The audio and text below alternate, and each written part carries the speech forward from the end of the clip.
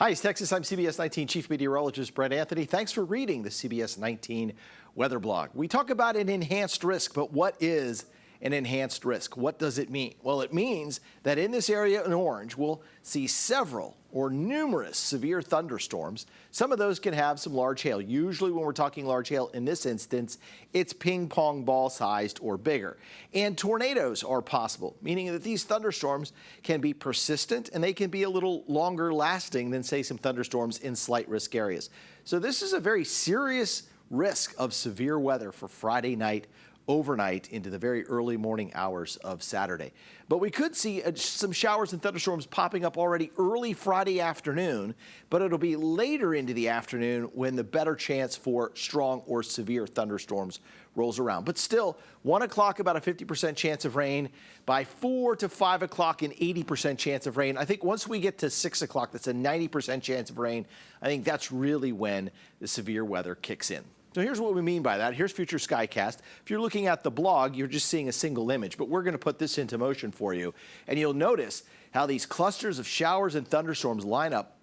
The leading edge here could have some very strong wind gusts. Also, the fact that these storms are moving from southwest to northeast means they could be rotating and they could produce large hail, maybe even a tornado.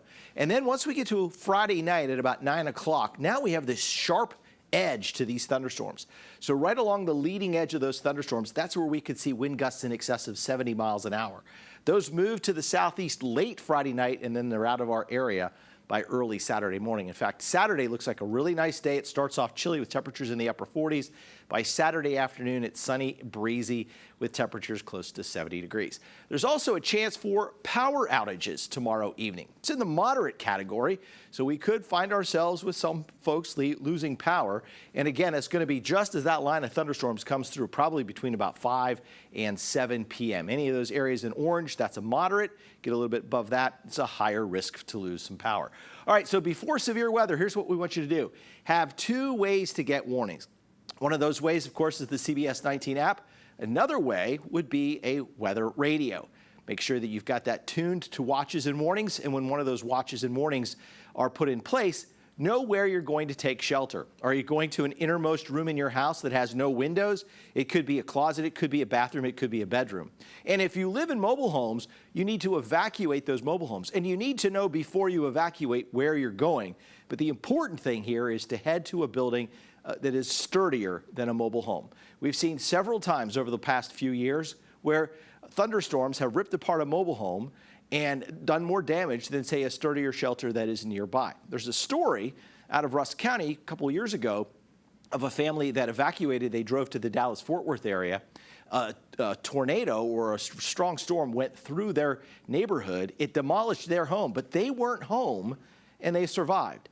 So it's better to come back to damage than to be part of that damage and possibly be killed. You can always replace the home. You can't replace your loved ones. All right, here's another way to put East Texas first. Download our CBS 19 mobile app, and then you can get severe weather updates. When you go to your severe weather shelter, you can continue to follow us on the app. We'll have live streaming of the warnings on the app. And then if you don't have the app, or if you don't have a TV possible, you could also take a radio with you, and then you can listen to one of our Alpha Media radio partners. But these are just a few ways that we want to keep you safe through the storm. Of course, we'll have updates during the day Friday. Thanks for reading and watching the CBS 19 weather blog.